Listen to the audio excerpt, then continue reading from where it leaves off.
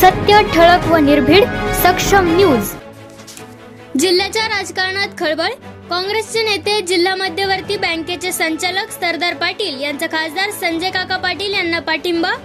काँग्रेसचे नेते जिल्हा मध्यवर्ती बँकेचे संचालक सरदार पाटील यांचा खासदार संजय काका यांना पाठिंबा दिल्याने तालुक्यासह जिल्ह्याच्या राजकारणात खळबळ उडाली आहे। सांगली लोकसभा मतदारसंघ यामध्ये जत तालुका नेहमीच चर्चेत राहिलेला आहे।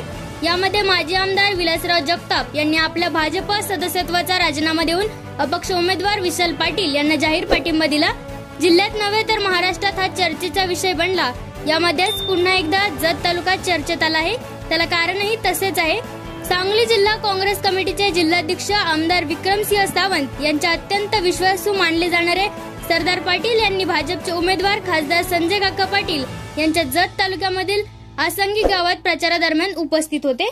आज सांगली जिल्ह्याचे खासदार आदरणीय संजय काका पाटील यांचा आसंगी या भागामध्ये दौरा होता। दौऱ्यादरम्यान मी गावात असताना संजय काकांची भेट झाली आणि त्यामुळे काकांच्या प्रचारात इथं चालू असताना त्यांचा सभा असताना मी तिथे त्या ठिकाणी मलाही बोलवलं गेलं, मी तिथे गेलो आणि नक्कीच काकांचा प्रचार करावा अशी इच्छा निर्माण झाली। कारण का काहीतरी एक वेगळं ध्येय ठेवून आणि आम्ही संजय काका किंवा भारतीय जनता पार्टी सोडून आम्ही काँग्रेसमध्ये प्रवेश केला होता आणि त्या पार्टीमध्ये आम्ही हाताच्या चिन्हावर आपला उमेदवार असावा आणि आपल्या उमेदवाराला आपल्याला मतदान करतो या भावनेतून आम्ही तिथं होतो। आतापर्यंत बघितलं पण तिथं जे अपक्ष उमेदवार विशालदादा पाटील आहेत यांना उमेदवारी मिळाली नाही, तर ते अपक्ष चिन्हावर उभा राहिले। त्यामुळं अपक्षाला मतदान करणं म्हणजे आम्ही काही ते आम्हाला योग्य वाटलं नाही। गावातील सगळ्याशी तरुणांशी चर्चा केली, जी काय आमच्या गटातले लोक ते सगळे प्रधानशी चर्चा केली असता सगळ्यांनीचा एकमता निर्णय झाला की आपण संजय काकांच्या पाठीशी राहू। काँग्रेसमध्ये आहे तर काँग्रेसमध्ये नक्कीच आहे। आदरणीय आमदार विक्रमदादा ज्यावेळेला आमदारकीला उभारतील आम्ही ज्या ताकदीनंच विक्रमदादांचा प्रचार करणार आहे। यामध्ये कुठलाही दोष नाही, आम्ही कुठलीही काँग्रेस वगैरे सोडणार नाही।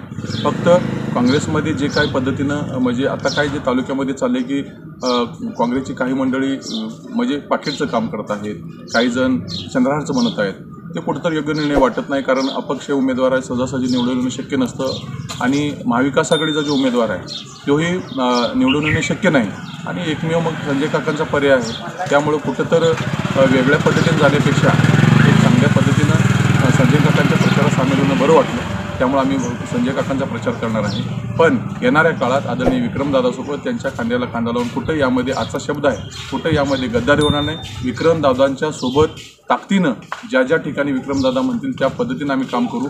फक्त लोकसभेसाठी मात्र आम्ही संजय काकांचंच काम करू आणि येणाऱ्या काळामध्ये ज्या पद्धतीनं आमदार विक्रमदादा साहेब आता विधानसभेला उभारतील, ज्या पद्धतीनं आम्ही खासदारकीला आम्ही काम करू त्याच्या दोन पटीनं एक चांगल्या पद्धतीनं आमदार विक्रमदादांना निवडून आणण्यासाठी हाताचं चिन्ह ह्या तालुक्यामध्ये ठेवण्यासाठी हे काम करू। कारण